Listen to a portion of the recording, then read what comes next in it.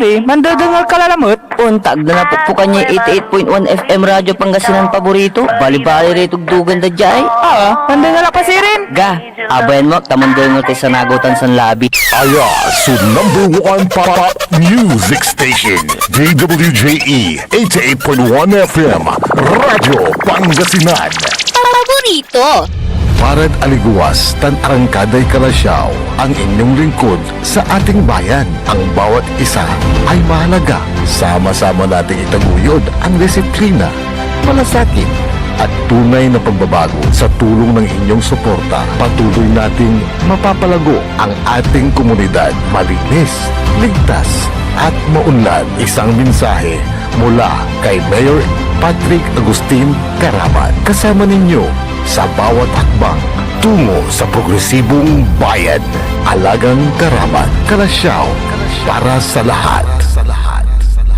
Tired of the stress and noise of the city? And looking for the perfect getaway? Good thing there's J-Max Resort Hotel. Cozy rooms, a refreshing pool, and a peaceful escape for the whole family. Whether you are on a trip, a barkada outing, or even solo retreat, J-Max Resort Hotel is the perfect destination. So pack your bags, leave the stress behind, and discover the place where relaxation meets comfort. J-Max Resort Hotel, your perfect place for any kind of occasions. J-Max Resort Hotel is located at Villanueva Street, Poblacion Norte, Santa Barbara, Pangasinan. For inquiries, you may call at 0947-980-3263 or 075-636-8479. J-Max Resort Hotel. Popular sa balita, popular sa musika. Pangasinan Golfwaves Network Corporation. Sa Pangasinan, we are the #1 pop music station. DWJE 88.1 FM. Radyo Pangasinan. Paborito. Paboritong ang kabataan at matatanda. Paboritong pakinggan sa bus, tricycle, jeep, ating mga opisina. Paborito mo, paborito ko, paborito nating lahat. DWJE 88.1 FM Radyo Pangasinan. #1 pop music station. Paborito. Ang susunod na programa ay rated GP. GP? Ano yun? Garantisadong pampaborito! Wadyala sa programa Mambangon si kayo kapaborito. Pakaringalan na sari balita, impormasyon at loob tantaway na luyag na Pangasinan. Maabig yakabwasan Pangasinan. Maabig yakabwasan Pangasinan. Kaiba si kapaboriton Dennis Mojares tan si kapaboriton Errol Horado. Jalabat at DWJE 88.1 FM Radyo Pangasinan. Maabig yakabwasan Pangasinan.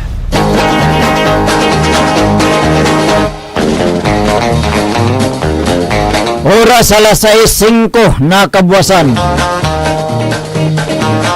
Masantos tan maabig ay kabuwasan luyag na Pangasinan. Wadyan ipaparungtal sa programan maabig ay kabuwasan Pangasinan. Pakasulan na sa balitad lokal, balitad nasyonal. Agawad loob na 24 oras. Naringalan jalabat at DWJ 88.1 FM Radyo Pangasinan. Paborito. Nakaulopyo adasayan kabwasan Bakterian Lingkor at Magti Pangasinan Dennis Mojares ay bamot si kapaborito Errol Horado kanya technical control si Engineer Nixon Dakal. Agaw natan na Huwebes pizza 26 at bulan na Marso 2026. Jadasaray ulo na balita ada lokal. Radyo Pangasinan Balita. Arumog yapatog in turnover of police. Radyo Pangasinan Balita. Duaran lalaking mantatakaw na kanding sakay ada saraya na risto na otoridad marijuana ariko barabul sa tunya. Radyo Pangasinan Balita. Balulaki awalaan na kasong frustrated homicide inaristo. Radyo Pangasinan Balita. Unda pagtayo ada saray ulo na balita da nasyonal. Radyo Pangasinan Almusal Balita. Emergency powers and excise tax sa permadula ng Presidente Marcos. Radyo Pangasinan Almusal Balita. Pilipinas tansya na. Mantungtung kunok. Palapag ng Presidente. Radyo Pangasinan Almusal Balita. Pilipinas Pilipinas agkono.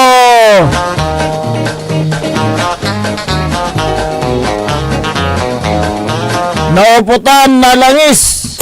Radyo Pangasinan Almusal Balita. DP Sara no show at impeachment hearing. Radyo Pangasinan Almusal Balita. Presyo na diesel unarangkada lalamot. Radyo Pangasinan Almusal Balita. Oras nila alas 6:08 na kabuwasan tanatan wadyara detalye ada saray balita da lokal.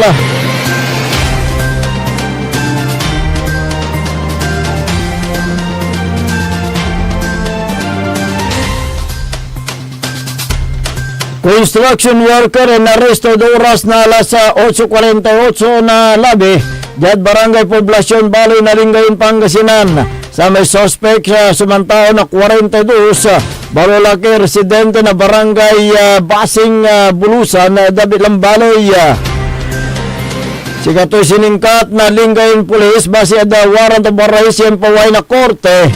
Yawala da silong na criminal case number Elda sa 6708 yawalipit sa to na Hulyo 30, 2002 makalanora da kaso na frustrated homicide inggan na korte sabi lang suspect yamampiansa da kantidad na 24,000 piso ya sikatos wala nata na da kustudiya na Lingayon Police Station.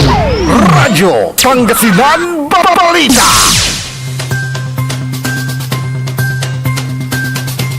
Laki ng tako na kanding singkat na otoridad at oras na alas 6:25 na kabuwasan Dada Sunwa na Barangay Babasit Bali na Manawag, Pangasinan sa may suspect sa mantao na 28 balolaki managpatas na ayop residente na Barangay Poblasyon A sa Singgan, Pangasinan. Laga niya sa may biktima sumantaon na 54 wala asawa.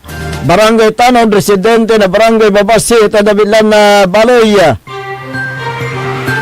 Dad inisyal yung investigasyon na pulis oras na alas 10 oras na alas 6:10 nakabuwasan sa may biktima si Mabi Edabong nananang ng ton na duwaran lalaki sumantatako na kanding to niya kanyang tampol yung tawag Eda Saraya Barangay Official na Barangay Babasit na Dabilang Baloy yasingagan na sa may impakaresto na sakay Eda Saray suspect lega niya sa may kaibato niya so akabatek nan si katoy kinapkapan asamsam at si katoy sakay self-sealing siplak plastic sachet yan ang karga na impamagan na bulong na marijuana sakay lighter sakay stick sigarilyo sakay mabilay tinakudan kanding mambili na 5,000 piso sakay ibubulang niya manok walay wing banton bangos 208-607 kan sakay unit black SYM motorcycle ang gapoy plaka akabata niya sa may akataka siya kaiba na suspect sa residente na barangay pa Poblacion A sa Singan, Pangasinan. Sa may narestong suspect, so nawit niya da Manawag Community Hospital dan ipasilong at medical examination kasunin sunggay na Section 11 Article 10 na Republic Act 9165 o Comprehensive Dangerous Drug Act of 2002 tan kason na panagtakaw sinsigiplan korte laban at abitlan na suspect. Radyo Pangasinan Balita.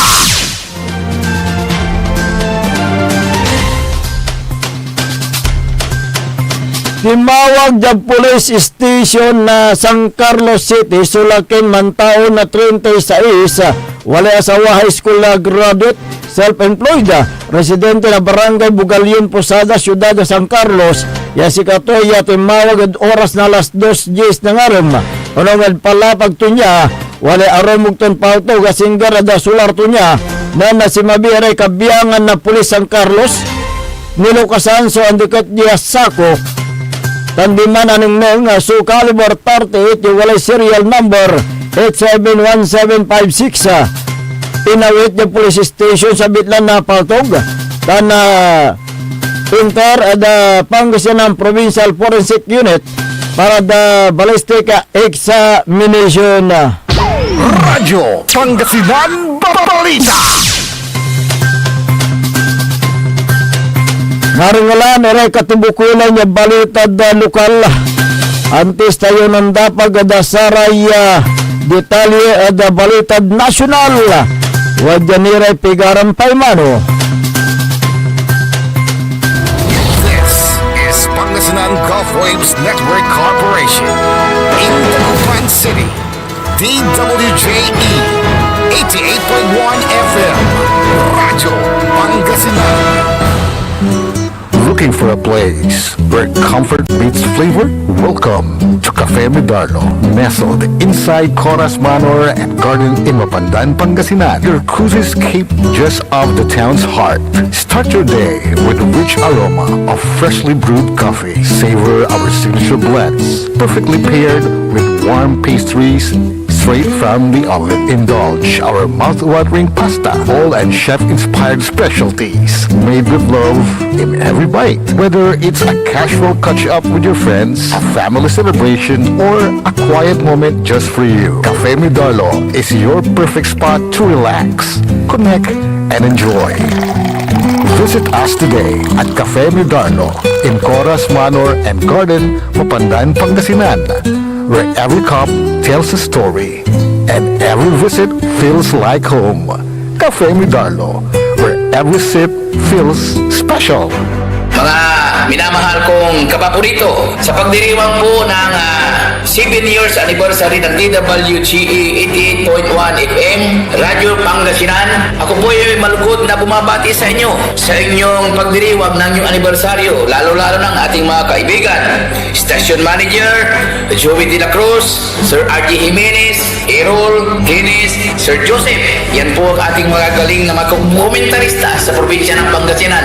Sa pagdiriwang po ninyo ng inyong kaarawan sa istasyon po ninyo, pinapaabot ni Taktak Mo Maminta ang kanyang pagbati, labo ng pamilya, Municipality of Bimalay. Mabuhay po kayo sa bayan ng Bimalay sa probinsya ng Pangasinan. Basta DWGE 88.1 FM, Radyo Pangasinan, kapaborito. Hindi ba napapansin ang inyong negosyo, mga kapaborito? Abay, magpa-advertise ka na dito sa DWJE 88.1 FM, Radyo Pangasinan. We are located at the 3rd floor of Jumel Building, A.B. Fernandez East, Dagupan City. Or you may contact us at 0968-444-4290 or 0956-168-4908. O bueno, mga kapaborito, magpa-advertise na! Kumangon na at samahan ang inyong mga kapaborito. Maabig yung Kapuasan, Pangasinan. Dennis Muarez, Errol Hurado, ang gigising sa inyo tuwing umaga sa programang Maabig Kagabosan Pangasinan. Dito lamang sa #1 Pop Music Station. DWJ 88.1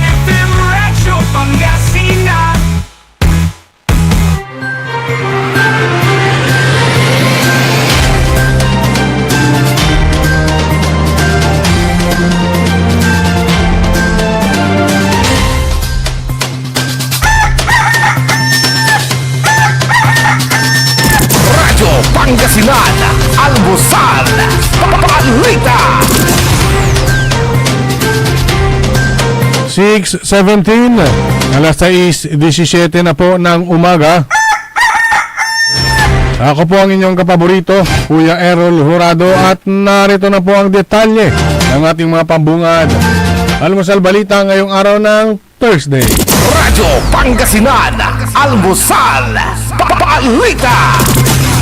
Nilagdaan na ni Pangulong Ferdinand Marcos Jr. ang Republic Act No. 12316 na nagbibigay sa Pangulo ng emergency powers para suspindihin o bawasan ang excise tax sa mga produktong petrolyo. Ito ay bahagi ng hakbang ng pamahalaan para mapagaan ang epekto ng pagtaas ng presyo ng langis sa mga Pilipino na maepekto pa rin ng gyera sa Middle East. Sa presidential address ni Pangulong Marcos, nilinaw nito na hindi pa agad ipatutupad ang suspensyon ng excise tax dahil may mga kondisyon sa batas na kailangan matugunan bago ito gamitin. Git pa ng Pangulo, patuloy na pinag-aaralan ng pamahalaan kung kailan ang tamang timing ng pagpapatupad, lalo pa at pabago-bago ang presyo ng langis sa world market. Layon anya ng hakbang na ito na mahanap ang balanse sa pagitan ng pagbibigay ng tulong sa publiko at pagpapanatili ng kita ng pamahalaan. Inaasahan na makakatulong ang nasabing batas para mabawasan ang dagdag na gastos ng mga motorista at commuters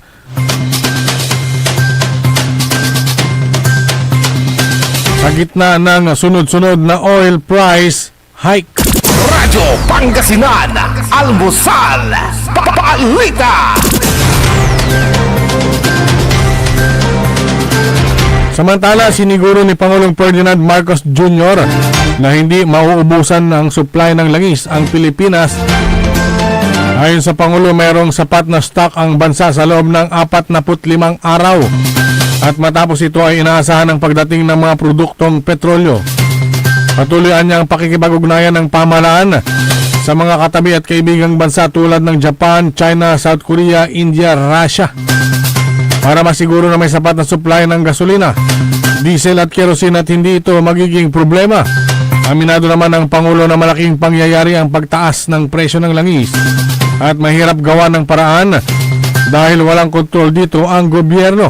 Pero binigyang din ng Pangulo na lahat ng uri ng produktong petrolyo ay hinihingi na ng Pilipinas para masiguro ang seguridad sa langis. Radyo Pangasinan, Almusal, Balita.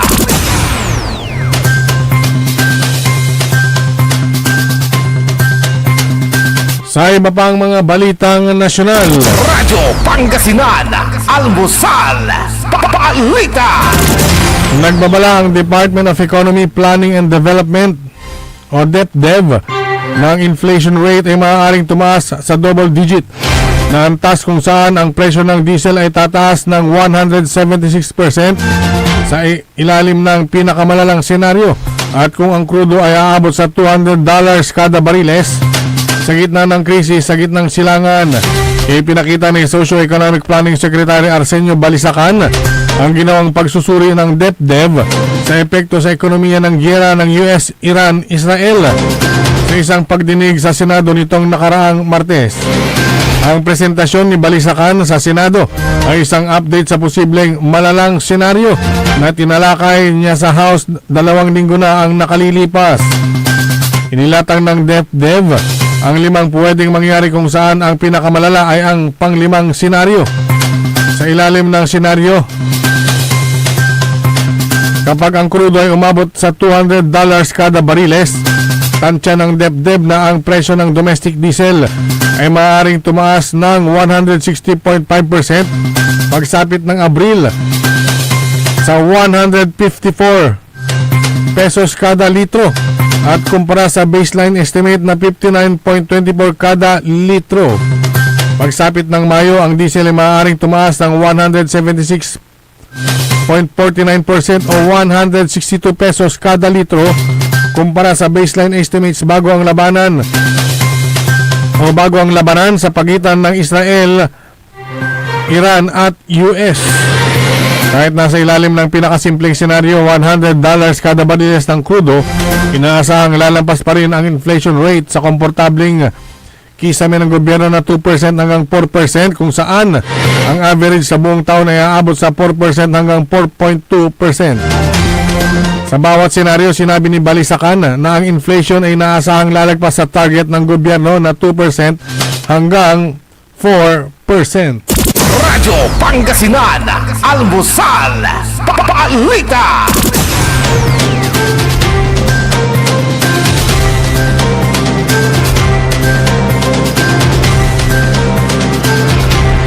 Samantala, Radyo Pangasinan, Almusal, Balita.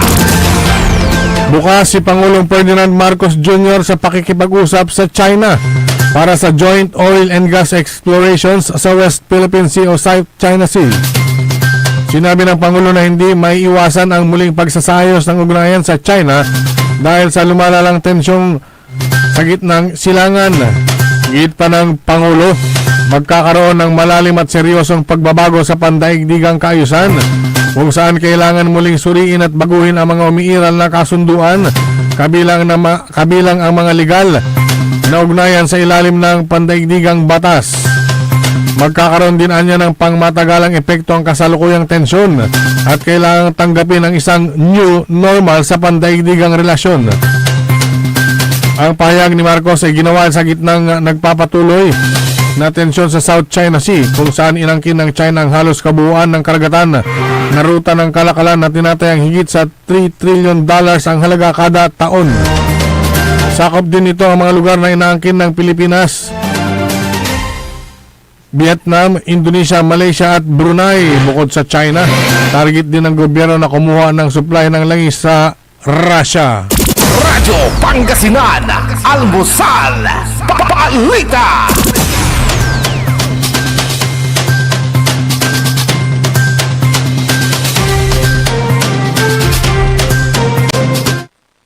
Sa iba pang mga balitang nasyonal, Radyo Pangasinan, Almusal, Balita. sa gitna ng pagtaas ng presyo ng krudo dulot ng tensyon sa Middle East ay umaabot na sa 415 na gasolinahan ang nagsara sa buong hanggang nitong Miyerkules ng umaga. Ito ang ipinahayag ng Philippine National Police at pinakamaraming nagsarang gasolinahan ay sa Cordillera Administrative Region na may 78, sinundan ng Cagayan Valley na may 50, Central Luzon na may 42, Calabarzon na may 35 at Bicol na may 30. Ayon sa PNP na may kabuuang 14,269 gasolinahan sa bansa na kanilang binabantayan. 3 kaso na rin ang naunang inihain kaugnay ng umano'y overpricing, hoarding at profiteering ng langis sa ilang gasolinahan sa Nueva Vizcaya, Eastern Samar at Albay.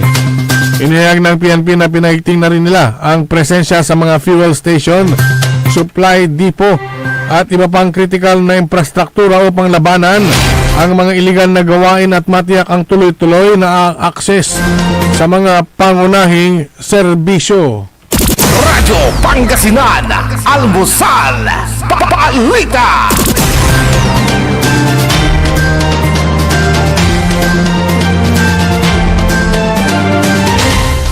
Sa iba pang mga balitang nasyonal, Radyo Pangasinan, Almusal, Balita.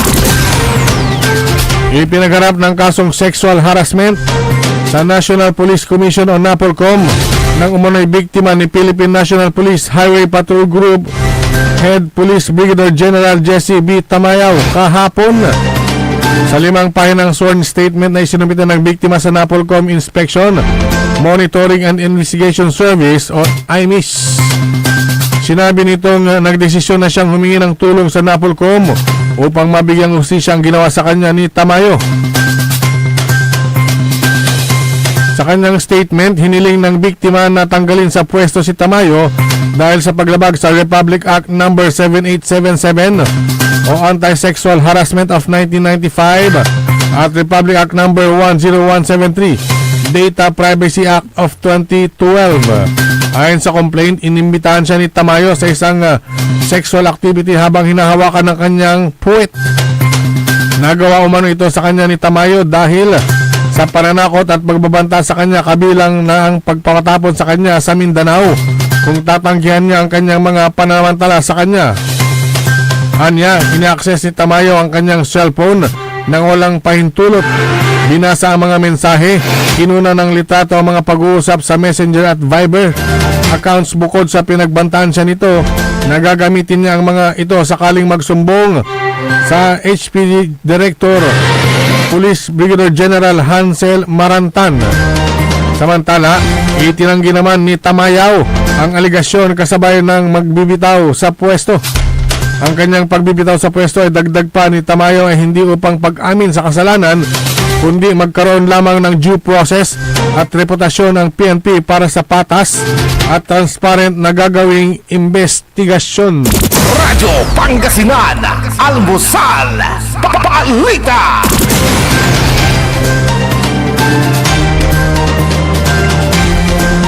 At sa pinakahuling balitang nasyonal, Radyo Pangasinan, Almusal, Balita.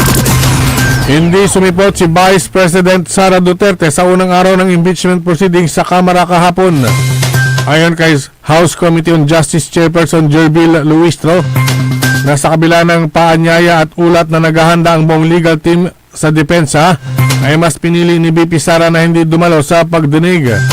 Sa opening statement, iginiit ni Luistro ang mga nakaraang jurisprudence sa impeachment at nagbabala na may mabigat na implikasyon ang hindi pakikilahok sa proseso. Ipinaalala naman ng mambabatas na ang impeachment ay hindi lamang prosesong legal, kundi pagsubok sa tiwala ng publiko at moral na responsibilidad. Sa kabila ng pagliban ng Vice Presidente, ay itinuloy pa rin ng Justice Committee ang pagdinig at tiniyak ni Luistro na hindi maantala ang proseso.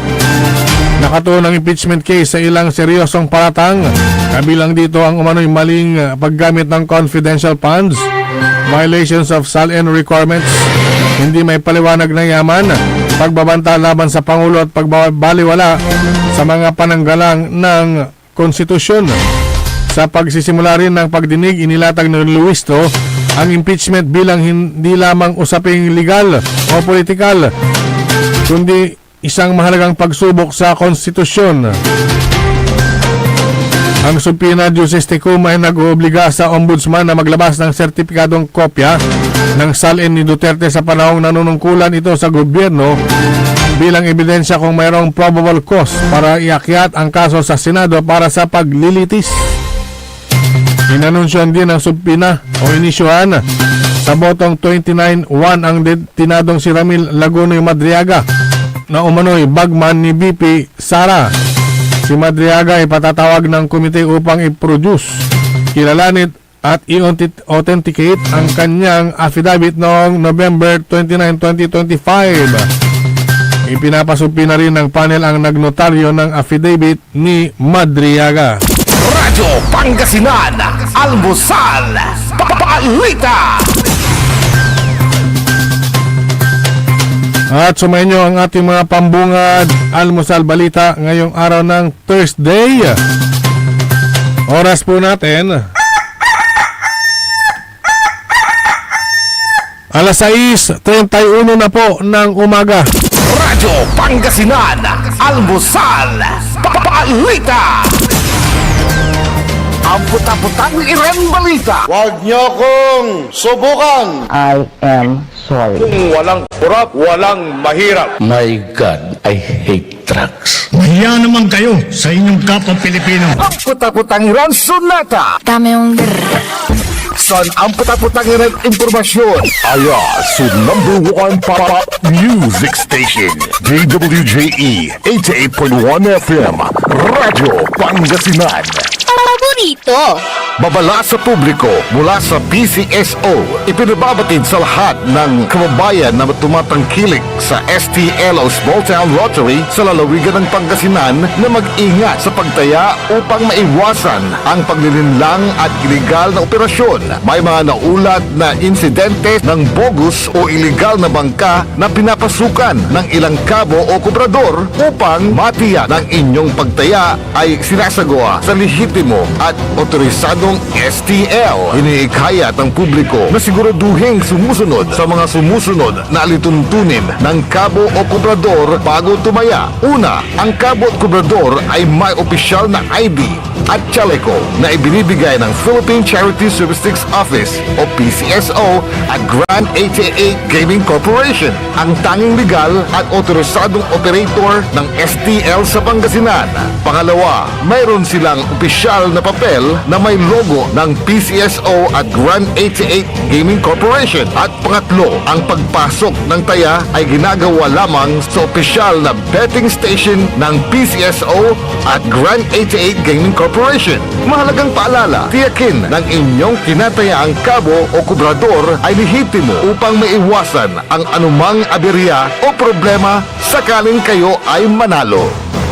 Happy 7th year anniversary, Radyo Pangasinan. Sa likod ng inyong tagumpay ay ang dedikasyon ng inyong mga tagapamahala, broadcasters, staff, at higit sa lahat, ang walang sawang suporta ng inyong mga tagapakinig. Naway magpatuloy pa ang inyong adhikain na maglingkod ng may integridad, katotohanan at malasakit. Patuloy ninyong liwanagan ang isipan ng bawat Pangasinense at magbigay inspirasyon sa susunod pang henerasyon. Ito po si Councilor Ginny Rose Fuertes Flores sa Iachi na Mangaldan na bumabati ng Happy Anniversary DWJE Paborito.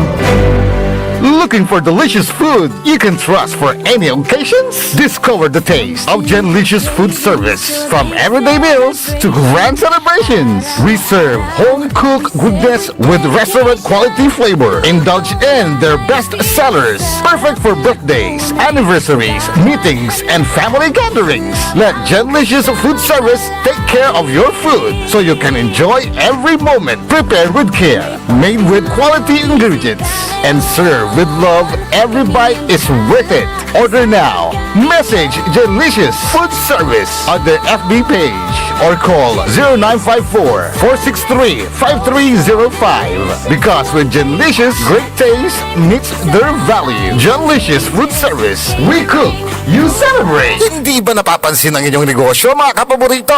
Abay, magpa-advertise ka na dito sa DWJE 88.1 FM Radyo Pangasinan. We are located at the 3rd floor of Jumel Building, A.B. Fernandez East, Dagupan City.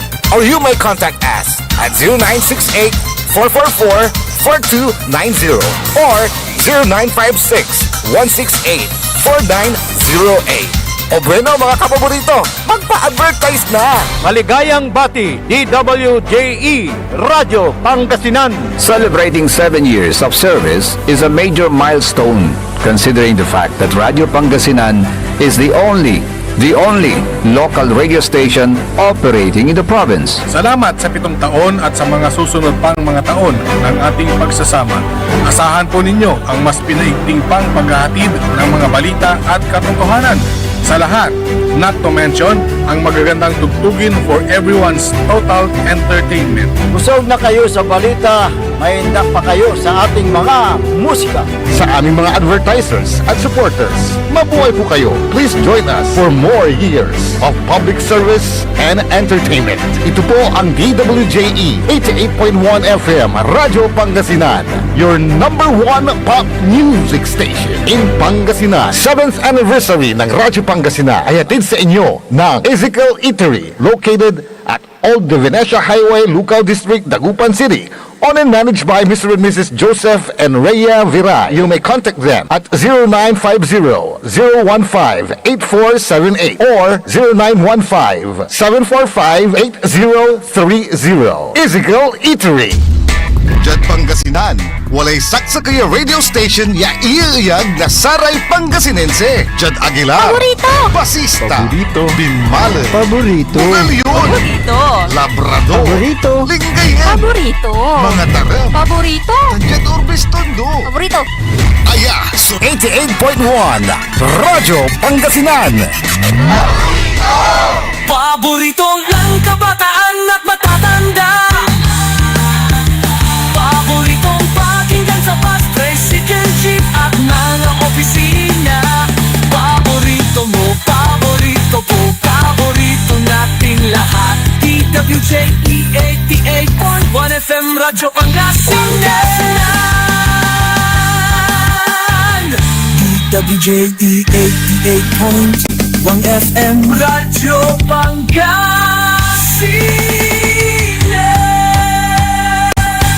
Paborito. Bumangon na at samahan ang inyong mga kapaborito. Maabigyan Kapuasan Pangasinan. Dennis Muhares, Errol Hurado, ang gigising sa inyo tuwing umaga sa programang Maabig Kapuasan Pangasinan. Dito lamang sa number 1 pop music station. DWJ 88.1 FM Radyo Pangasinan.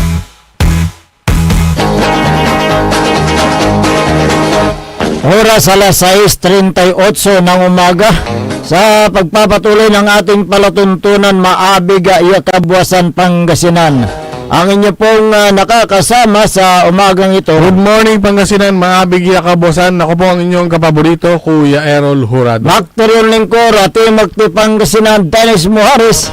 At siyempre kasama din natin dyan sa may technical control ang nag-iisang pugi sa puso ni Madam Charis, Engineer Nixon Dakal. Sa ating gawing kanan, nandyan naman ang maagang nagigising. Ang ating station manager, Joey Bebe. Nakaunan ang saya sikatan do. Ayan, o. Hindi, kunden. Nauna ko ng isang hakbang. Ayan, na talaga maagang nagigising yan si Manager Joey Baby. Hindi pa tumitilaok ang manok. Gising na si Baby. Gising na si Baby. Kung ano na yung mga tukaran. Iba yun eh.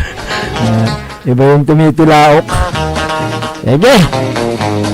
Kung meron kayong mga gustong iparating na mga balita, mga impormasyon, mga issues, mga reaction, suggestion, opinion, mangyari lamang po tumawag o mag-text sa ating smart number 0939-100-9931 o kaya sa globe number 0927-974-2784. At sa ating pong Facebook live pa rin po tayo at YouTube channel DWJE 88.1 FM Radyo Pangasinan. Ayan, basahin namin ang mga greetings ninyo, mga pagbati ninyo sa inyong mga mahal sa buhay.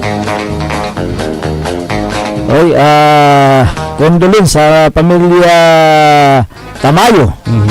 Dahil siyempre yung ating kasama na veteranong broadcaster na si Tito Quinto Tamayo ay sumakabilang buhay na. Sige, si TQT, mga bata-bata. At the age of 77. Ang kanyang mga labi ay nandyan po sa may barangay Ventimiglia sa Santa Barbara. Malapit doon sa kailang kapilya, yung INC. Yung pangalan niya pala. Tito rin. Tito Quinto Tamayo Senior. Senior? Senior! Nang nangkod sa may kin. So senior na pala, mayroon mong siyang junior. Senior si Kato. Senior,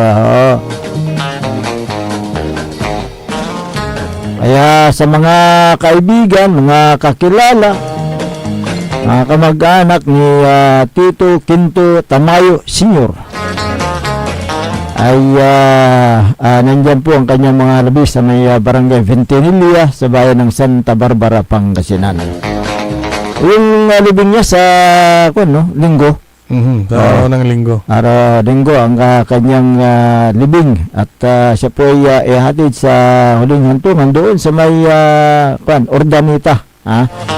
Isang yung ang tawag doon? Sa may Forest Lake. Oo. Ginagit ko na para alam nila. Sige. Kung saan ihatid sa kanyang huling hantungan. Ayan. Alas 6:41 ng umaga. Naglabas ng executive order ang lokal na pamalaan ng Kalasyaw kaugnay sa adapting energy conservation measures alinsunod sa direktiba ni Pangulong Ferdinand Marcos Jr. At ito nga. At batay sa Memorandum Circular Number 1142 to 2026. Ang direktibang ito ng palasyo na nag-uutos sa lahat ng ahensya ng gobyerno kabilang ang mga local government unit na magpatupad ng mahigpit na energy saving measures. Kaya agad na gumawa ng hakbang ang pamahalang lokal ng Kalasyaw na naglabas ng executive order. Pakibasa nga yung inilabas nila kapaborito Errol. Mahaba ito ha. Executive Order number 010 series of 2026. An order adopting energy conservation measures in the municipality of Kalasyaw and limiting extravagant activities during the conduct of fiestas and other civic gatherings, including the conduct of administrative or office functions in light of the national energy emergency. Whereas the municipality of Kalasyaw traditionally celebrates barangay fiestas as part of its rich cultural heritage, promoting unity, tourism, and the local economic activity, not to mention other civic gatherings which require the consumption of electricity and petroleum products. Whereas, due to the ongoing conflict in the Middle East and impact on the country's energy supply, President Ferdinand R. Marcos Jr., through Acting Executive Secretary Ralph Recto, issued Executive Order number 110 dated 24th of March 2026 declaring state of national energy emergency. Memorandum Circular number 114 issued by Acting Executive Secretary Recto directs all government agencies and instrumentalities to strict adopt energy conservation protocols to mitigate the effects of the ongoing energy crisis. Whereas, in compliance with the Department of Interior and Local Government, Memorandum dated March 19, 2026, Municipality of Kalasyaw shall provide mitigation measures to address the adverse effects of rising oil prices and to safeguard national energy supply. Whereas Section 16 of the 1991 Local Government Code mandates that every local government unit shall exercise the powers expressly granted, those necessarily implied therefrom, as well as powers necessary, appropriate, or incidental for its efficient and effective governance, and those which are essential to the promotion of the general welfare. Whereas the current global situation affecting fuel supply has to lead to increased energy costs and limited availability, thereby necessitating prudent and responsible use of energy resources of all levels of governance. Whereas barangay fiestas, while culturally significant as well as other civic gatherings, often involve activities that consume excessive electricity and fuel, such as extensive lighting displays, sound systems, motorcades, and other energy-intensive events. And whereas there is a need to balance the preservation of cultural traditions with the urgent responsibility to conserve energy and support national efforts in addressing the energy crisis. Therefore, I, Patrick Agustin Karamat, Municipal Mayor of Kalasyaw, Pangasinan, by virtue of the powers vested in me by the law, do hereby order the following. Okay, tuloy mo, paring Dennis. Section 1 covers this executive order shall apply to the all barangays within jurisdiction of the municipality of Kalasyaw during fiestas, related activities, events, and other related civic gatherings and celebrations. Doon sa Section 2, observance of modest but meaningful celebrations in celebration of fiestas, all barangays are highly encouraged to observe the traditional religious activities such as the celebration of the Holy Eucharist and the usual parade, which will not require petroleum consuming equipment. Those barangay festivities mass. Letter A, promote simple, meaningful, and community controlled celebrations. B, highlight cultural, religious, and traditional activities that require minimal energy consumption. Letter C, encourage shared community meals instead of lavish banquets. And letter D, integrate awareness campaign of energy conservation during FISTA events. Sa Section 3, specific austerity measures and the conduct of barangay FISTA and other civic activities. All barangays are hereby directed to strictly observe the following. Letter A, avoid the use of high energy consuming equipment unless absolutely necessary. Letter B, reduce the duration of electrical usage for events, particularly during large-scale concert. Requires extensive sound and lighting system. Letter C, activities involving the use of petroleum product such as but not limited to the conduct of motorcades and similar events are hereby discouraged. Letter D, shorten the number of days and the conduct of such celebrations.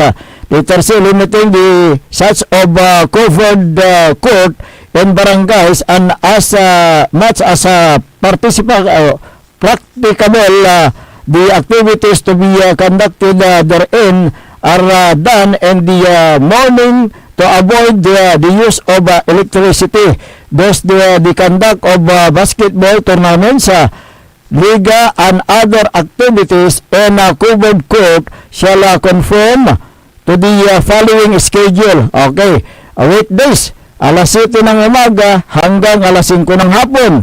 Weekends, alas 7 ng umaga hanggang alas 9 ng gabi. Okay, sa Section 4, adoption of other fuel saving protocols pursuant to Memorandum Number 114, Barangay R2.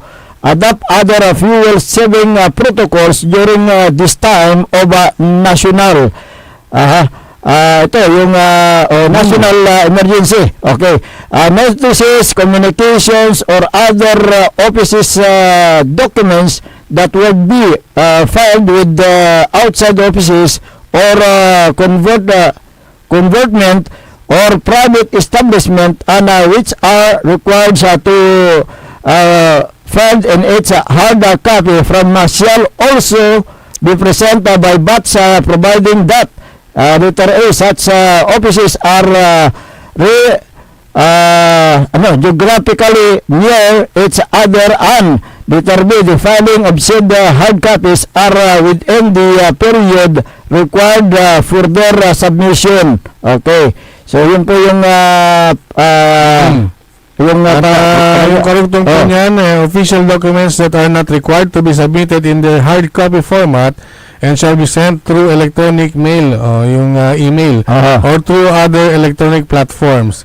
If possible, attendance to outside meetings and or seminars shall be limited. Barangay officials attending meetings and shall request to the host agency if they could join through electronic platforms or Zoom, Google Meet, etc. And if the latter is not available, physical attendance may be allowed so long as their attendance is indispensable. Purchase orders or POs for fuel should be limited only to essential and indispensable functions. In accordance with MC number 114, travel shall be deemed unnecessary when the objectives may be effectively accomplished through alternative modalities such as virtual meetings, electronic communications, or through the consolidations of tasks with other previously scheduled official activities. Travel undertaken without clear justification of urgency, operational necessity, or direct programmatic relevance shall likewise be considered unnecessary. Section 5. Budget realignment.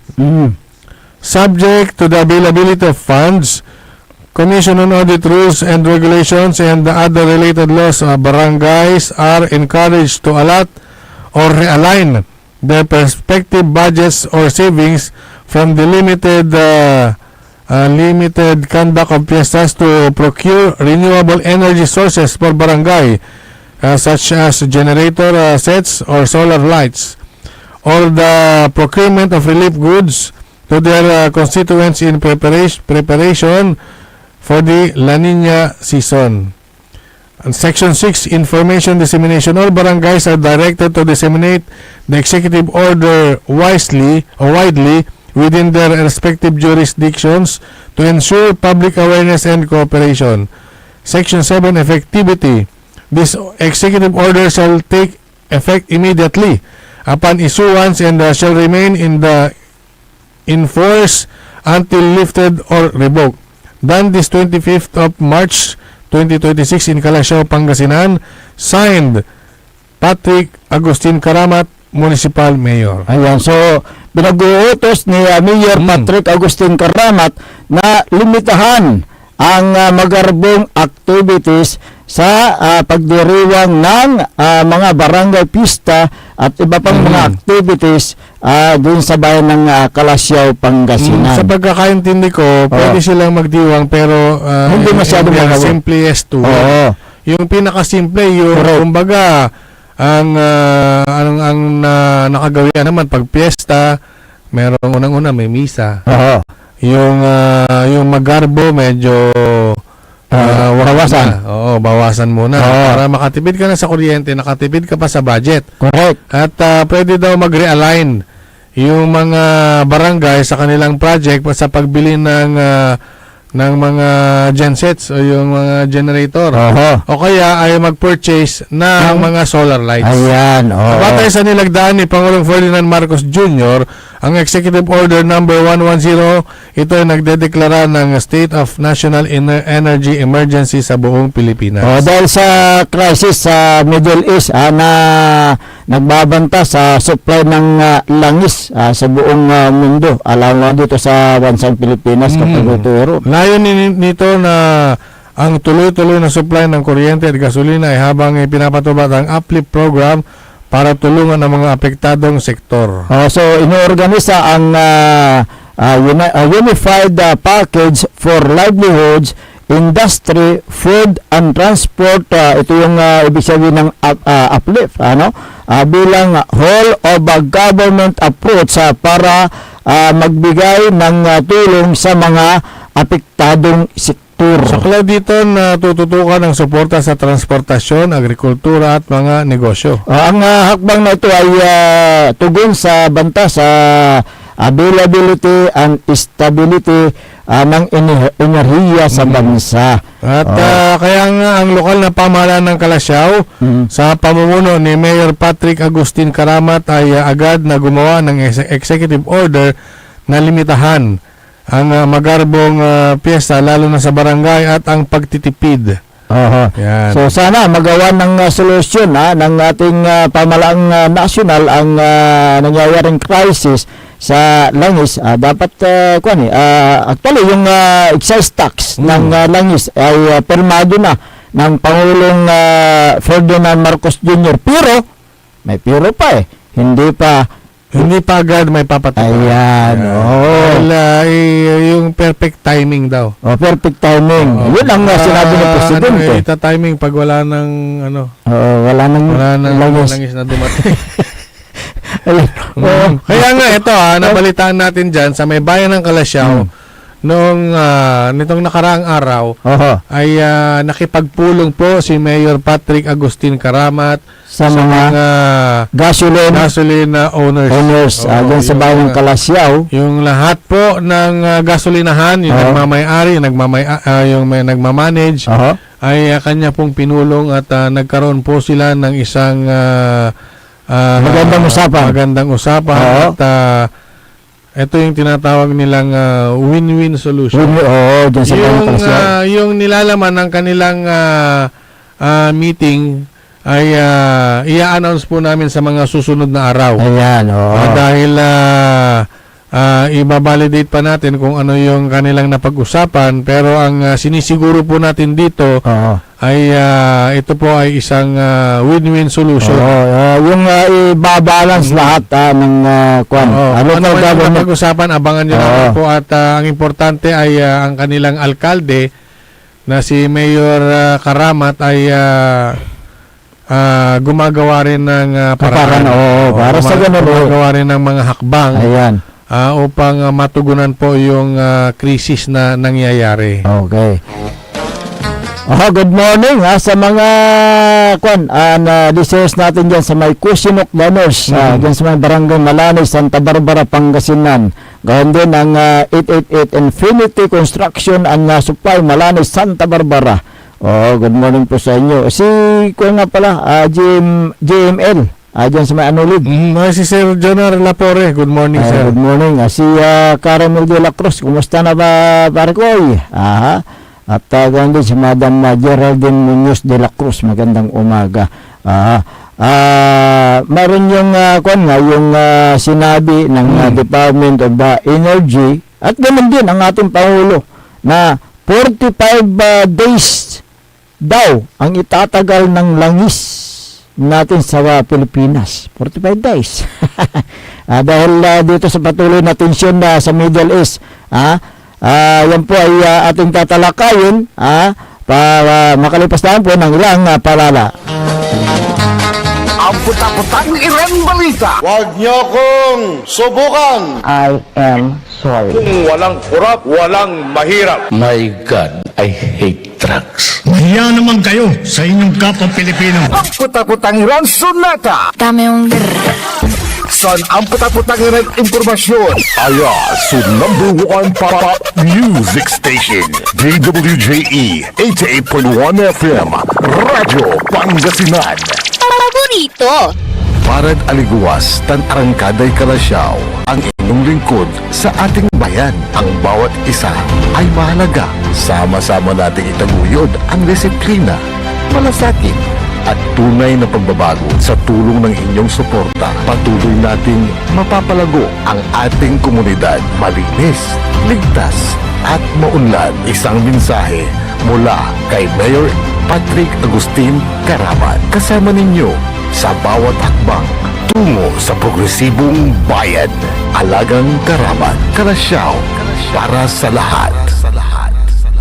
Tired of the stress and noise of the city? And looking for the perfect getaway? Good thing there's JMax Resort Hotel. Cozy rooms, a refreshing pool, and a peaceful escape for the whole family. Whether you are on a trip, a barkada outing, or even solo retreat, JMax Resort Hotel is the perfect destination. So pack your bags, leave the stress behind, and discover the place where relaxation meets comfort. JMax Resort Hotel, your perfect place for any kind of occasions. JMax Resort Hotel is located at Villanueva Street, Poblacion Norte, Santa Barbara, Pangasinan. For inquiries, you may call at 0947-980-3263 or 075-636-8479. JMax Resort Hotel.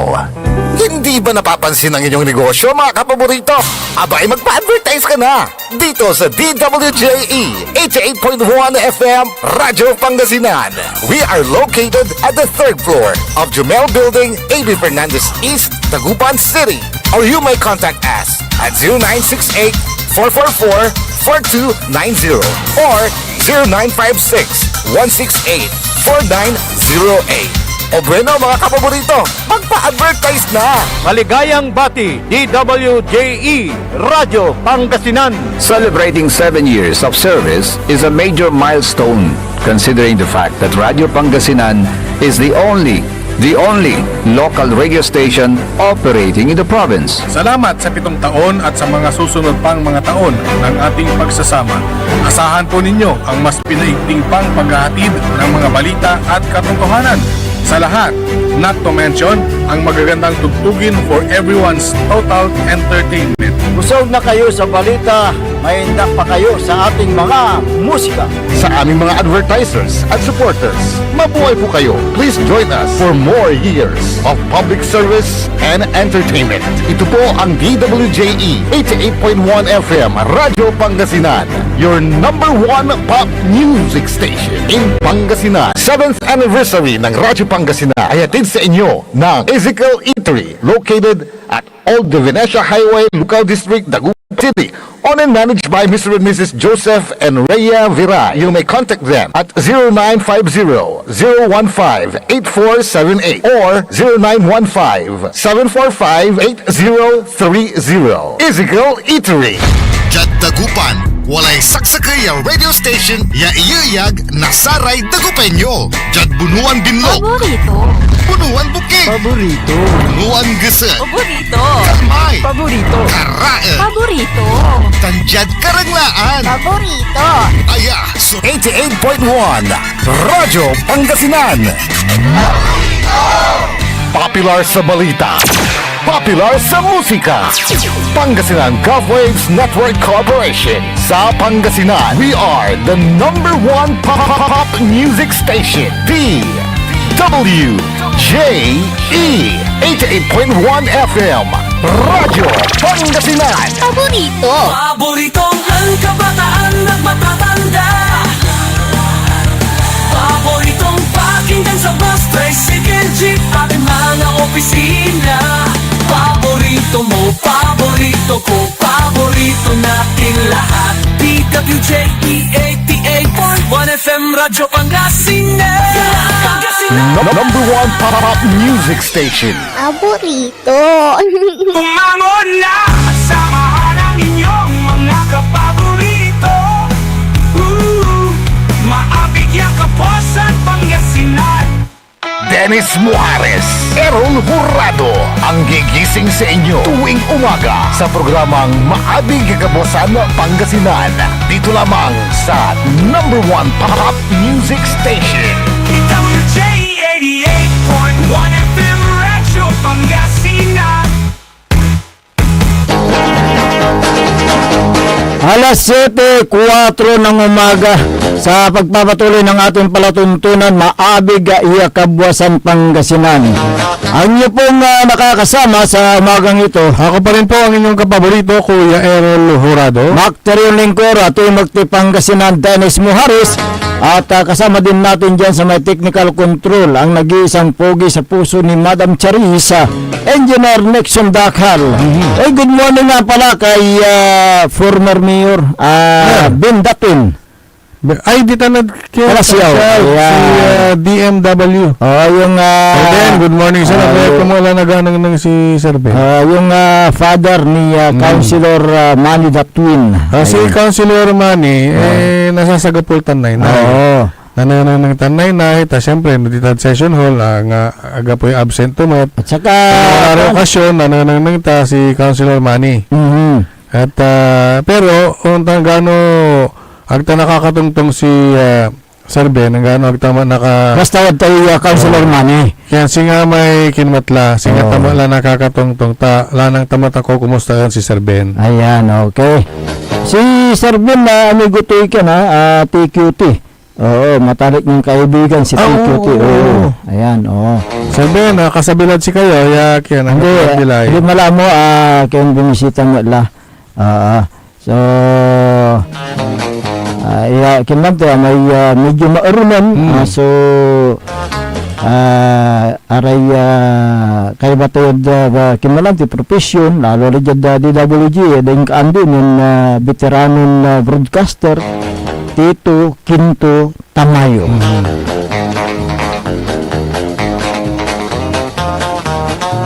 Good morning nga pala kay Helen Ibasan Nabarias. Okay, si Majo Nakurda, magandang umaga. Si Flor de Lisa Calisar, ayan, magandang umaga. Sino pa yung nagpapabati dito? Si Harold Johnson Gangat, dyan sa Kalasyaw. Si Harold, ayun, magandang umaga. Si Daddy Pidlawan, magandang umaga. Diyan sa Kalasyaw. Esther Ramos ng Barangay Mangkop, magandang umaga sa inyo. Si Teresita Biala ng Barangay Gabon. Gawin din si Juna Gabis ng Barangay Nagsaing, magandang umaga. Si Olivia Bauson, kananunan kiniya kasi, si Kapitan Saldi Bauson. Pero taga kiniya, Gabon. Magandang umaga po sa inyo. Alas 7:07 ng umaga. Uy, bago dun sa may pag-uusapan natin ay meron mo na akong blind item. Blind? Hey, gawin mo yan. Napakasarap yata ng pakinggan yan. Blind item? Ayan, Ano? Napakasarap pakinggan, ha? Oo. Sino itong... Ayan. Kasi nakausap ko yung ano mo eh. Bubuit ko. Yung bubuit mo eh. Oo. Mukhang hindi yata nasabi sa'yo. Oo. Nauna nang nabanggit sa'yo. Meron sino itong barangay official. Oo. Barangay official. Wala kang itatanong kung saan. Tanungin mo naman ako. Huwag mo lang suspense. Suspense? Sige, pero pag pinilit mo akong tanungin kung saan, sasabihin ko. Saan? Pilitin mo muna ako. Sino itong barangay official na nagbenta ng lupa na hindi niya pag-aari? Uy. Aba. Sila yata very interesting story. Interesting, ha? Sino itong barangay official na hinukos-pokos ang dokumento at naibenta niya sa isang kumpanya? Uy. Aba. Kunyan. Walang kamalay-malay ang may-ari ng lupa, yung pamilya ng may-ari ng lupa, na ang kanyang lupa pala ay naibenta na ng isang barangay official. Ayan. Ito ba lalaki, babae? Sa Kalasyaw, ay! Ito ba lalaki, babae? Sa Kalasyaw na lang. Sa Kalasyaw na lang, wag nang babae lalaki. Sige, okay, sige. Tuloy mo. Barangay official. Magkano kaya ang pinagbentahan? Magkano kaya ang pinagbentahan dahil, eto na, nalaman ng may-ari. Nalaman ng may-ari sa wakas. Na ang kanyang lupa pala sa barangay. Huwag mo nang banggitin. Ay, huwag nang banggitin. Na ang kanyang lupa pala ay naibenta nung barangay official. Pakibulong mo yung barangay? Huwag na muna. Hindi, sa ito po among sublay ko mo, antiposition to. Anong position? Standing? Sitting? Position o... Yan, pariking. Hindi, syndrome. Nung nalaman ng pamilya, siyempre, hindi rin basta-basta yung ganyan. Ang pamilya ang may hawak ng tunay na dokumento. Kasi may ginawa to may barangay official, hokus-pokus. Uy! Nangyari yan barangay official, aking kamo. Falsification, wala rin kontakto. Na gumawa. Nag-rituki doon sa papilis. Kaya nga naibenta yung lupa. Falsification of public documents. Mabigat yan. Hindi, private kasi yung may-ari nun eh. Ayun nga, private. Private. Pero falsification pa rin. Falsification. Ang luloko. Pag nanakaw ba yun? Land grabbing. Land grabbing? Itong si barangay official, kingalngalik na bilaan tuya. Ito ba yung sinasabi ng ating parot? Parot, yung paharot. Yung parot. Yung ibon ko doon sa bahay. Ang ginawa doon sa may barangay official ay talagang dinirekta daya kinuputan. Hindi nasa bangko. Akin at akibabalian mo may dalin mi. Siyempre, na-i-deny ito na eh. May barangay official. Anong sabi mo? Let maganon tungtong. Sa kwanto ay barangay official, dito na Kalasyaw. Kalasyaw mo't may dalin. Hindi na ako. Hindi ako. Pero may kwarta ipawil ko. Ito yung kwarta eh. Sa kwanto yan na barangay official, ipawilto ko no may kwartaya apan lakoan. Ibig sabihin inamin to. Admitted. Admitted to may ginawa to na Medyo korte, admitted may his or her. May talagang guilty Guilty. Guilty inamin to. Pero aman niya ipawilto. Hanggang natan agtuman ni pawil. Ay makapabaing ka. Ayan. May position to ka. Ayan. Yan po. Suspense. Suspense. May position to yan barangay official at manuumpisad ka. May suspense. Anti hula mo sa atan eh. Ay, simple ang takla. Ka. Hindi Kagawad o Hindi kapitan o basta barangay official. Barangay official. No actually ipawil may bayar ay mapipilitan yung may-ari ng lupa na magkaso. O kaya idulog sa ating programa. Ayan. Itong si barangay official na ka. Yung bubuhit natin Kwan. Yung parot. Yung parot ko. Putok. Aliwat paturok. Paabutan. Ay, pabunan. Ito. Kalapato. Kalapati, may paturok. Ando, ang sabi ng Agaylaya. ang sabi ng yung official na yan doon sa kabilang barangay. Sige. Abangan natin yan kung sino yung tinutukoy ng ating bubuit na nagbinta ng lupa na hindi naman niya pinagmamayari. Agaylat, ang tutan mo. Magkano kayang pinagbintahan? Agaylat, yung katapistuyan yun. Doon sa isang private company. Muntik ko nang nabanggit yung company na yan, Sige, abangan natin sa susunod na kabanata. Ang Pilipinas ay naghahanda raw na bumili ng 1 milyon na barilis ng langis dahil sa panganib na maubusan ang supply dahil sa tumitinding tensyon sa gitnang silangan. Kapaborito Errol. At ito nga ay ang hakbang ng gobyerno ay para mapanatili ang buffer stock ng bansa, lalo na may ulat na ang supply ng langis ay maaaring umabot lamang sa 45 days ayon sa pahayag ng Department of Energy. Merong kasalukuyang buffer stock ngunit kukulangin kaya bibili ang Pilipinas na sa ibang bansa, sa mga bansang kinakausap ng gobyerno nasyonal. Kailan kaya yan? Kailan kaya na makakarating o mabibili yung mga langis? Sinasabi ng DOE na bibili ang pamahalaang nasyonal ng 1 million na bariles na nagkakahalaga ng 10 billion pesos. Nasa proseso na daw ang pagbili ng 1 milyon na langis ayon sa Department of Energy Secretary Garin. Dahil nasa 45 o 45 na araw lang ang natitirang supply ng langis sa Pilipinas. 45 days. Mahigit na 98% na pagdedepende ng Pilipinas sa imported na crude oil ay isang malinaw na banta sa pambansang seguridad at ekonomiya dahil sa pag-usad ng presyo ng langis.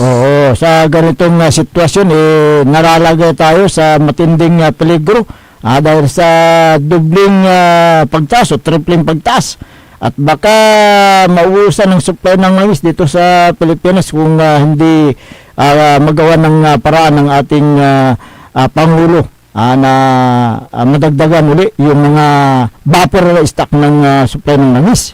Diba? Ang kawalan ng sapat na buffer stock ng langis ay nagdudulot ng matinding pagtaas ng presyo sa lokal na merkado katulad ng nangyayari ngayon. Maring Oo, Dennis. kaya nagkakaroon ng madalas na pagtaas ng presyo ng langis dahil kulang ang supply. Dahil Kung kulang tayo ng buffer stock ay nangangahulugan na ang Pilipinas ay sumusunod lamang sa presyo ng world market. Tama ba? Tama, oo. Oo, dahil sa kawalan ng protection kasi, ito ay nagresulta sa mabilis na pagtaas ng presyo ng petroleum product na nagpapataas ng pamasahe at bilihin din sa ating bansa. Ano ba ang dapat na solusyon dito? Kapaborito Errol. Yung sabi nga nila ay dapat suriin ang Downstream Oil Industry Deregulation Act at para magkaroon ng mas epektibong mekanismo gaya ng Strategic Petroleum Reserve upang hinidiretsang maipasa bigat sa taong bayan. Dapat amendahan ang Downstream Oil Industry Deregulation Law o ang Republic Act number 8479 na ito ang nag-aalis sa direktang kontrol ng pamahalaan sa pagtakda ng presyo, yung mga importasyon at distribution ng mga produktong petrolyo. Sa ilalim ng batas na ito, ang mga kumpanya ng langis gaya ng yung mga naglalakihan at mga sama na rin yung mga maliliit na player ay nilaya na magtakda ng presyo ng gasolina, diesel at kerosene. Batay sa galaw ng presyo ng world market. At palitan ng piso kontra dolyar sa halip na gobyerno ang magdikta sana sa presyo ng langis sa Pilipinas. Lumalabas na hindi na kailangan ng mga kampanya ng langis ang pahintulot mula sa gobyerno upang magtaas at magpababa ng presyo ng langis dahil ibinigay sa mga kampanya ng langis yung company ng langis ang kapangyarihan na magtaas at magbaba ng presyo ng petroleum product dahil sa oil regulation law. Yung nabasa ko kahapon sa ibang bansa tumaas sila ng 15, 25, pinakamataas na yung 35%. Correct. Na tinaas dahil wala silang batas. Pero dito kaya ang gobyerno ang magdidikta kung ilan ang itataas. Sila magkukontrol. Pero dito sa Pilipinas, ay nako. May batas kasi dito. Sa ilalim ng batas, binuksan ang industriya sa mas maraming players upang magkaroon ng kompetisyon na inaasahang magpapababa ng presyo. Kaya wala ng kontrol ang gobyerno sa mga kumpanya ng langis dahil ang direktang nagdidesisyon sa pagtaas ng presyo ng langis ay nasa kamay ng mga local companies o yung mga kumpanya ng mga langis. Kawawa dito ang taong bayan, kapaborito Errol. Lumalabas na limitado ang pagmonitor ng Department of Energy sa presyo. At pagtiyak na walang kartel o manipulasyon na hindi sila maaaring makialam sa pagtakda ng presyo. Kaya nagkaroon ng biglaang pagtaas ng presyo ng langis sa bansa na kahit old stock ang kanilang binebenta, malakas ang kanilang paniniwala na hindi sila hawak sa leeg ng gobyerno. Dahil deregulated, walang kakayahan ang gobyerno na lagyan ng price cap o yung limitasyon ang presyo ng petroleum product sa mga gasolinahan. Kapag tumaas ang presyo ng langis sa Middle East o sa pandaigdigang merkado, mabilis din ang pagtaas ng presyo sa mga lokal na gasolinahan. Malaking epekto nitong oil deregulation law dahil sa madalas na pagtaas ng presyo ng gasolina at diesel na nagpapahirap sa mga chopper, mga operators, mga consumers dito sa bansang Pilipinas. Hindi na kayang diktahan ng gobyerno ang presyo ng petrolyo. Kaya ang DOE ay nawalan sila ng lakas kundi nagmo-monitor lamang sa halip na nagko-control. Ang company ng langis ay malayang makapagtaas ng presyo na nagiging sanhi ng matinding inflation. Oo. Yun po yung mga... Dahil sa patuloy na pagtaas ng presyo ng langis, maraming grupo ang nananawagan na ibasura ang oil deregulation law upang maibalik ang kapangyarihan ng Estado sa pagkontrol ng langis sa mga lokal na kumpanya. Oo, narapat na umaksyon agad ang mga mambabatas na hindi puro impeachment ang tinututukan. Dapat, Hindi. puro impeachment. Oo. Yung ini-impeach nila, hindi naman umaten. Hindi lang po impeachment kaya lang ninatupag. Dapat tutukan nila ang at pasuhin yung oil deregulation law. Diba? Sa ilalim muna ang control sa gobyerno sa pricing ng langis habang patuloy ang tumitinding tension sa Middle East. Hindi pwedeng sinasabi mo na ibasura. Bakit? Yung pagbawas nga lang ng excise tax ng mga ito, umaaray ang gobyerno sa susunod na taon dahil bilyon daw ang mawawala na pondo. Kung walang magawa ang mga mambabata sa oil deregulation law, dapat ihinto muna ang yung sinabi mo, excise tax. Hindi nga pwede. Hindi pwede. Oo, dahil ang excise tax din ay ang malaking pinagkukuhanan ng gobyerno pagdating sa pondo. Anong gagawin natin ngayon? Anong gagawin natin ng solusyon? Itanong natin si Presidente. Yung sinasabi niya para magbigay ng mga ayuda. Sino bang binibigyan? Yung mga chopper, mga operators, yung mga kawawang mga namamayan. So yung mga mga mahihirap, paano na sila mamaya pag tumas na yung mga bilihin? O kaya may pera ka nga pero wala kang mabili. Di ba? Dahil itong kasi apektado tayo dito sa tumitinding tension dyan sa may Middle East. Kaya sana magawan ng paraan ng ating pamahalaan itong pagkakaroon ng additional na supply ng langis dito sa bansang Pilipinas para hindi tayo maubusan. Good morning sa mga reaction dito. Okay, basahin natin si Fernando Molina. Based on the latest 2024 to 2026 data from DOE and International Energy Monitors, the Philippines daily fuel requirement is approximately 457,000 to 486,000 barrels per day. Hindi aabot sa isang buwan ang request ng pamahalaan na 1 million barrels, sabi niya. Tingnan natin, Akin pangalan to may 1 million bariles Hindi, siyempre nakikusap sa mga ibang bansa tulad ng Japan, dyan sa Indonesia, dyan sa may China. Yun daw ginagawa ng ating pamahalaan para sa ganun makakuha tayo ng additional supply sa langis. Dyan sa mga bansa na yan.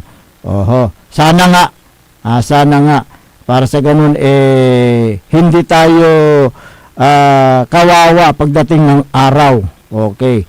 Yung pinangangambahan, yung langis pa lang langis. Gasolina. Yung mga bilihin. Yung LPG, nagsitaasan na rin ang problema, pag nagkaubusan, yung nagsitaasan, alam mo, unti-unti ng may nakausap nga akong operator Operator. Ano sabi? Sekunto, nito pwede naman pag-gasolina, kailangan tayo. Hindi bali lang ang tatagay basta wala. Sa problema dito, ang gapula. Correct. Ganon din sa LPG. Di ba balik tayo sa uling? Ang problema niyan, kung wala nang mabili. Uling? Hindi na LPG. Siyempre babalik tayo sa... Hindi namin pinangungunahan Hindi ho namin pinangungunahan. Pero yung senaryo lang naman. Kasi sa ibang lugar, katulad ng napanood kong vlog kanina, hindi ko alam kung saan probinsya yon, at ang bakla may kinto LPG to. Wala nang laman. Na may sa supplyan tulabala para may establishment. Pero may abong-abong kaabungan naman order agtulay. Wala na. Okay. Hangga pula. William Demisa. O dapat lahat ng mga cars na hindi importante, hindi patatakbuhin para makatipid sa gas, at lahat ng mga jeepney operators may schedule para makatipid sa fuel, sabi niya. Oo. Siyempre, sa sarili mong opinion yan. Wilfredo Reyes, dapat long-term plan, not only during crisis, sabi niya. Si Rome Chungko, siyempre, nasuhulan ang mga, hindi naman siguro, ng mga oil companies, sabi niya, para isulong ang oil deregulation law. Hindi naman. Hindi lang, may mga loophole lang doon sa naturang oil deregulation law. Okay. Jonas DL, sa atin ang Petron, sa atin ba yung Petron noon? Pero bininta ni Capri, sabi siya, Capri. Alam ko na yung Capri. Alam ko na yung Capri sila, sabi mo rito. Bininta ni Capri para bumaba daw ang presyo ng gasolina. Ikaw talaga. Capri, di naninigarilyo yung Capri, di ba? Wala ito, nababangalan mo so kayo talaga. Oo. Nga kayong ganyan? Okay, ganyan. Sige, marami pa dito, pero mag-exercise muna tayo, engineer, Bilis ng oras. Okay.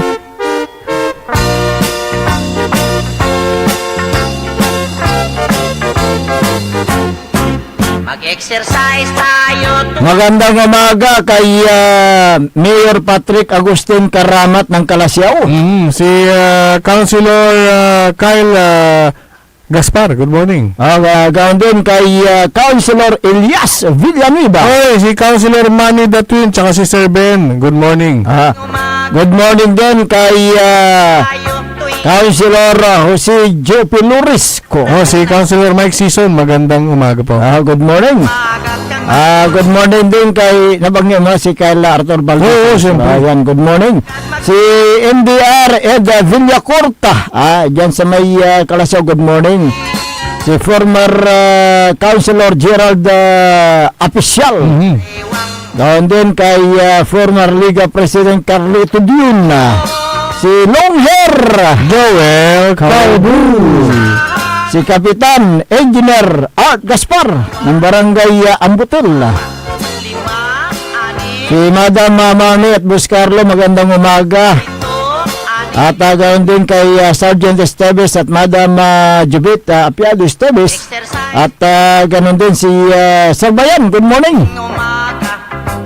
Si Arturo Eustaquio LGU Kalasyaw, magandang umaga. Kapitan Saudi Bauson ng Barangay Makabito, Kalasyaw, Pangasinan, magandang umaga. At lahat ng mga barangay council, mga tanod, si BHW, magandang umaga. At ganoon din si Kapitan Winag Paragas ng Barangay Bunlag. Magandang umaga. Nakita ko yung pinost niya na garbage truck. Bago ba? Bago. Congrats po. Nakapag-purchase kayo ng garbage truck. Ayan, wala na po tayo sabat na oras sa ating palatuntunan. Kaya kayo po ipansamantalang namamaalam na sa Himpapawid. Magbabalik bukas ang inyo pong nakasama sa magang ito. Ako po ang inyong kapaborito, Kuya Errol Jurado. Bakter yung lingkor, Timothy Pangasinan, Dennis Muhares. At kasama din natin dyan sa may technical control ang nag-iisang pugi sa puso ni Madam Charissa, Engineer Nixon Dakal.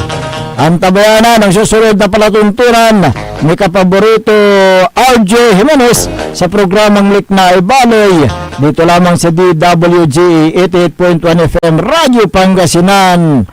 Paborito!